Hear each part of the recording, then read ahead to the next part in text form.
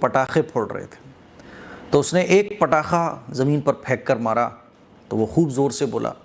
دوسرا پٹاخہ اس نے پھینک کر مارا، وہ تھوڑا سا ٹھیک نہیں بجا، تو اس کا دوست کہنے لگا اور بجانا،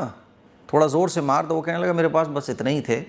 اور 2 ہی پٹاخے تھے میرے پاس۔ تو کہنے لگا 2 کیوں تھے اور نہیں لے کے آئے گا؟ تو میں تیز چلتا ہوں، میں نے اپنی رفتار سلو کر دی، کیونکہ میں یہ نہیں سمجھ پا رہا تھا کہ یہ جو بچے ہیں آخر پٹاخے کیوں پھوڑ رہے ہیں، تو میرے اس وقت بھی سمجھ میں نہیں آیا۔ تو وہ کہنے لگا میرے پاپا کہہ رہے تھے کہ اتوار جب آئے گا بیٹا تب لا کے دیں گے، کیونکہ اتوار کو میرے پاپا کو پیسے ملیں گے۔ میں نے کہا بھائی ہو سکتا ہے اس کے یہاں کوئی شادی وادی ہو، کوئی فنکشن ہو،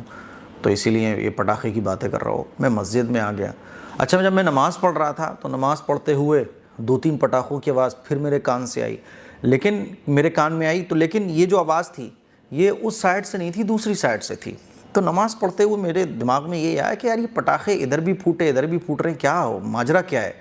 کیونکہ پٹاخے اچانک سے پٹاخے۔ تو نماز پڑھنے کے بعد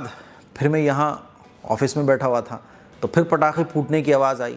تو جب میں نے تھوڑا سا دماغ دوڑایا تو مجھے پتہ چلا کہ اچھا یہ پٹاخے اس لیے پھوٹ رہے ہیں کیونکہ ربیع الاول کا مہینہ شروع ہو چکا ہے، اور آج ربیع الاول کی 3 تاریخ ہے۔ جیسے جیسے یہ تاریخیں آگے بڑھتی جائیں گی اور 12 ربیع الاول آتے آتے پٹاخوں کی دکانیں مسلمان علاقوں میں، مسلمان محلوں میں خوب زبردست طریقے سے لگ جائیں گی، اور بچے خوب زبردست طریقے سے پٹاخے پھوڑ رہے ہوں گے۔ اور جب آپ چھت پہ جاؤ گے 12 ربیع الاول کو، آپ چھت پہ جب پہنچو گے تو دیکھو گے کہ ایسا لگے گا نہیں آپ کو کہ یہ مسلمانوں کے علاقے ہیں، مسلمانوں کی آبادی ہے، اور یہ سب کچھ پٹاخوں کا پھوڑنا، آتش بازیاں، اور گلیوں میں کوئی کچھ پٹاخے پھوڑ رہا ہے، ایسے خطرناک پٹاخے کہ کان پھوٹ جائیں، کانوں کے اندر سن پن پیدا ہو جائے، ایسی خطرناک آوازوں والے پٹاخے، اور آسمان رنگ برنگا نظر آ رہا ہوگا۔ تو یہ چیزیں 12 ربیع الاول کو بڑے آسانی سے دیکھنے کو مل جائیں گی جب آپ چھت پہ جائیں گے۔ تو ایک پل کو تو بڑا افسوس ہوتا ہے، لیکن افسوس بڑھ اس وجہ سے جاتا ہے کیونکہ یہ تمام کام اس آقا کے نام پر ہو رہے ہوتے ہیں، ہمارے ان آقا کے نام پر ہو رہے ہوتے ہیں،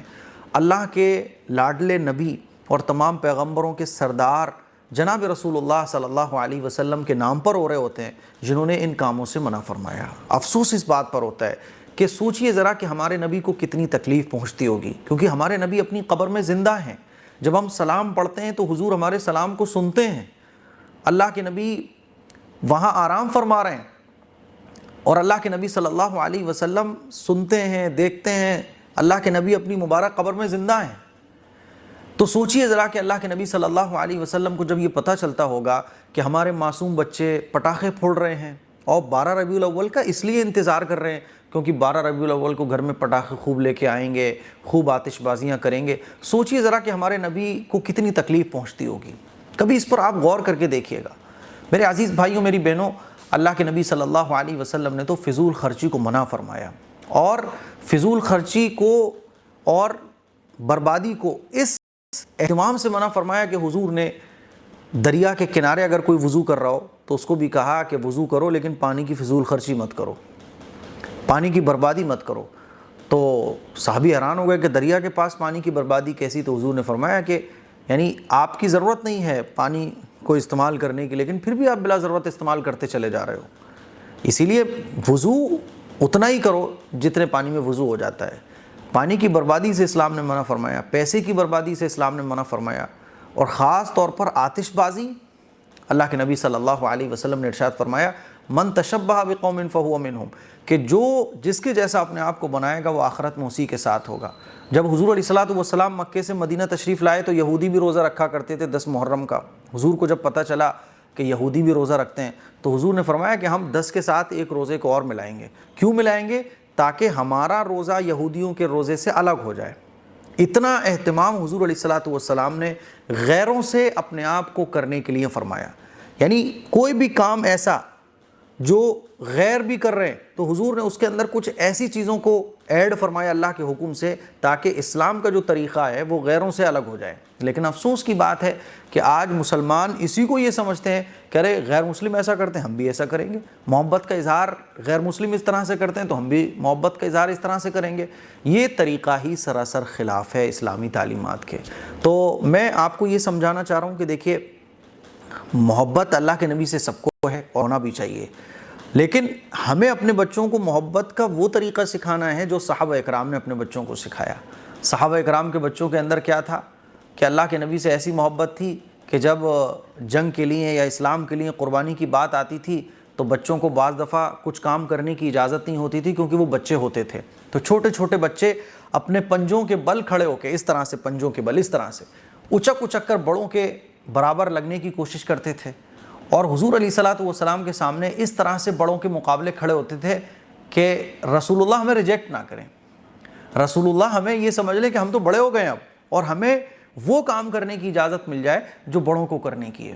اسی لیے بعض دفعہ حضور نے بعض بچوں کو جب واپس فرمایا نا تو وہ بچے اداس ہو جاتے تھے کہ ہمیں اب حضور کے ساتھ دین کے کام کرنے کا موقع نہیں ملے گا۔ 10 12 سال کے بچوں کے اندر دین کا جذبہ ایسا تھا۔ آج کیا ہے کہ ہمارے بچوں کا حال یہ ہے کہ وہ ربیع الاول کا اس لیے انتظار کر رہے ہیں کہ ربیع الاول میں آتش بازی کرنے کو ملے گی، ربیع الاول میں پٹاخے پھوڑنے کا موقع ملے گا، اور آپ یہ سمجھ لیں کہ ابھی اتنی شانتی ہو رہی ہے نا، 4 دن بعد آپ دیکھیں گے کہ میں جب یہاں بیٹھا ہوں گا نا تو ادھر سے بھی آواز، ادھر سے بھی آواز، اور بعض دفعہ اس میں جانی نقصان بھی ہوتا ہے، مالی نقصان بھی ہوتا ہے۔ تو آتش بازی یہ اسلام میں ناجائز ہے، حرام ہے، گناہ کبیرہ ہے، لیکن ہم اپنی جنریشن کو کیسے سمجھائیں، اپنے مسلمانوں کو کیسے سمجھائیں؟ تو ہم حضور کی محبت کا ہی آپ کو واسطہ دے سکتے ہیں کہ دیکھیے اللہ کے نبی کی محبت کا آپ کو واسطہ، ہم ویسے ہی بہت گنہگار ہیں، لیکن گناہ کے کام ہم وہ کر رہے ہوں جو اللہ کے نبی کی محبت میں، یعنی اللہ کے نبی کے نام پر گناہ کر رہے ہوں، اس سے بڑا کوئی گناہ نہیں ہو سکتا۔ ایک تو ہوتا ہے نا کہ ہم کوئی گناہ کر رہے ہیں تو وہ تو ہے ہی گناہ، لیکن ایک گناہ جس کو ہم اللہ کے نبی کے نام پہ کر رہے ہیں، یعنی اللہ کے نبی کا نام لے کے اس گناہ کو کر رہے ہیں، یعنی دنیا اگر اس کو دیکھ رہی ہے تو اس نظریے سے دیکھ رہی ہے کہ دیکھو یہ مسلمان اللہ کے نبی کی محبت میں ایسا کر رہے ہیں۔ سوچیے ذرا کہ اللہ کے نبی کو کتنی تکلیف پہنچتی ہوگی کہ جب ایمان والا دکان پہ جاتا ہے 100 روپے کے 200 روپے کے پٹاخے خرید کر اپنی اولاد کو دیتا ہے، اپنے بچوں کو دیتا ہے، لو بیٹا پٹاخے پھوڑو، اور اولاد پٹاخے پھوڑ رہی ہوتی ہے، اور وہ پٹاخے کیوں پھوڑے جا رہے ہوتے ہیں؟ 12 ربیع الاول، یعنی اس ربیع الاول کے مہینے میں رحمت للعالمین تشریف لے کر آئے، ہے نا صاحب، 12 ربیع الاول کو ہمارے نبی تشریف لائے، اسی لیے بھر دو آسمان کو آتش بازیوں سے۔ ارے بھائی اللہ کے نبی نے تو منع فرمایا آتش بازی سے۔ صحابہ اکرام کے زمانے میں مجوسی تھے، وہ آگ اڑایا کرتے تھے آسمانوں میں خوشی کے موقع پر، اللہ کے نبی نے کبھی اس طرح کی تعلیم نہیں دی۔ خوشی کا اظہار نماز کے ذریعے اللہ کے نبی نے فرمایا۔ اپنی پیدائش کے موقع پر حضور نے روزہ رکھا، پیر کو حضور روزہ رکھا کرتے تھے، صحابہ اکرام ہر پیر کو روزہ رکھا کرتے تھے، درود شریف صحابہ اکرام پڑھا کرتے تھے۔ اللہ کے نبی صلی اللہ علیہ وسلم سے محبت کا اظہار اگر اللہ کے نبی کے طریقے پر ہے تب تو وہ جنت میں جانے کا ذریعہ ہے، اور اللہ کے نبی صلی اللہ علیہ وسلم سے محبت کا اظہار اگر ہم اپنے طریقوں سے کریں گے یا غیروں کے طریقوں سے کریں گے تو خدا کی قسم جہنم کے علاوہ کچھ ملنے والا نہیں ہے۔ یہ میری چند باتیں تھیں ربیع الاول کے موقع پر، مجھے امید ہے کہ میری باتیں آپ کو اچھے سے سمجھ آئی ہوں گی۔ اس کلپ کو شیئر کریں۔ السلام علیکم ورحمۃ اللہ۔